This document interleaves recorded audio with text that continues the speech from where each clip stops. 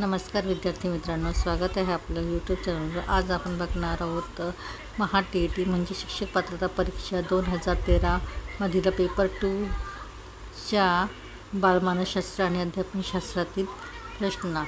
चला तर सुरुवात करूया प्रश्नांना। सुरुवातीला आहे प्रश्न क्रमांक 81।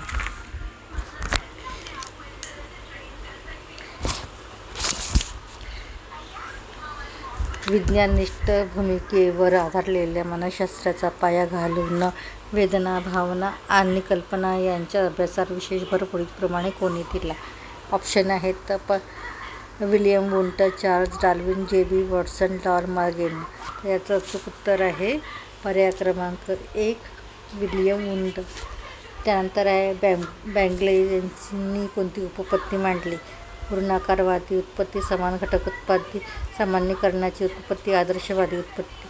तर बॅंगले यांनी आदर्शवादी उत्पत्तीची निर्मिती केली। त्यानंतर प्रश्न क्रमांक 83 अध्यापनासंबंधीचे पुढील 4 स्पष्टीकरणे कोणी दिली आहेत? पर्याय आहेत वर्णनात्मक, परिमाणात्मक, अधिकारिष्ठित, उद्दिष्टाधिष्ठित, आदर्शवादी। पर्याय आहेत मार्शाविल, बुशवा, जॉयस, B.O. स्मिथ, परयुशोज, हिडला, टाबा। तर अध्यापनासंबंधीची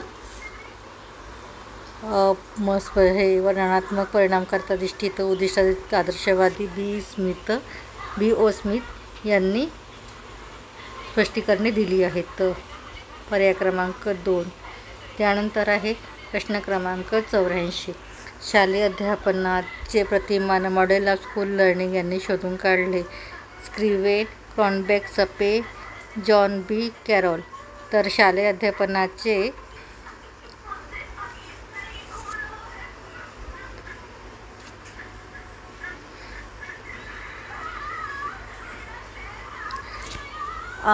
model of school of learning John B. Carroll यांनी शोधून काढले। त्यानंतर आहे प्रश्न क्रमांक 85 शिक्षक व विद्यार्थी यांच्यामधील आंतरक्रियेच्या प्रक्रियेवर परिणाम करणारे खालीलपैकी घटक कोणते?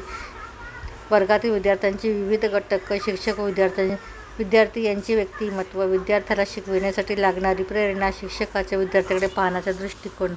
पर्याय आहेत ब क, दुसरा आहे ब क ड, तिसरा ब क ड, चौथा आहे ब ड। तर आपला पर्याय आहे पर्याय क्रमांक 4 ब क ड। त्यानंतर आहे प्रश्न क्रमांक 86 नाटकात प्रथमच काम करणाऱ्या शाळेतील विद्यार्थ्याला संवाद पाठ असूनही नाट्यगृहातील गर्दी पाहून भाषण आठवत नाही, हे प्रत्यावधानातील रिकामी जागा या कारक गोष्टीमुळे घडते? ऑप्शन आहेत शारीरिक, मानसिक थकवा, साहचर्य, मनाचा कल, भावनिक अडथळा।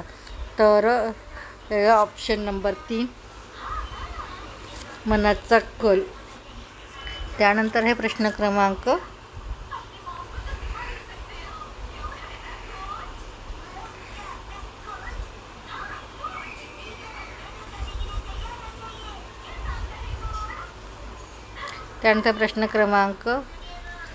87 सहवासविषयक प्रेरणा खालीलपैकी कोणी प्रेरणेचे घटक आहेत? पर्याय शारीरिक प्रेरणा, व्यक्तिगत प्रेरणा, सामाजिक प्रेरणा आणि वरील सर्व।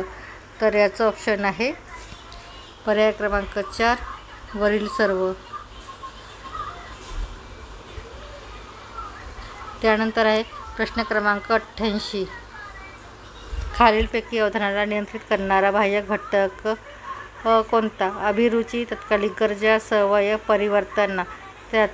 तर याचं अचूक उत्तर आहे पर्याय क्रमांक 4 परिवर्तन। त्यानंतर आहे प्रश्न क्रमांक 89 अध्यापन प्रक्रियेत पुढीलपैकी कोणत्या घटकांचा समावेश होतो?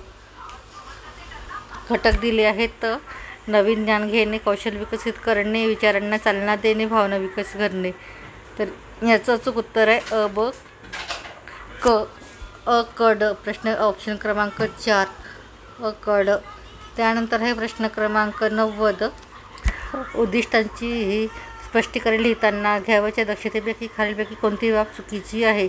पर्याय दिले आहेत. अपेक्षित वर्तनाबद्दल दृश्य असावा. कौशल्याच्या मर्यादा व दर्जा यांचा स्पष्ट उल्लेख करावा. अनेक अपेक्षित बदल एकाच वाक्यात लिहावीत. स्पष्टीकरणे एकवचनात लिहावीत. याचं अचूक उत्तर असणार आहे पर्याय क्रमांक 3. अनेक अपेक्षित बदल एकाच वाक्यात लिहावे. व्हिडिओ आवडल्यास लाईक करा, शेअर करा आणि सबस्क्राईब करायला विसरू नका.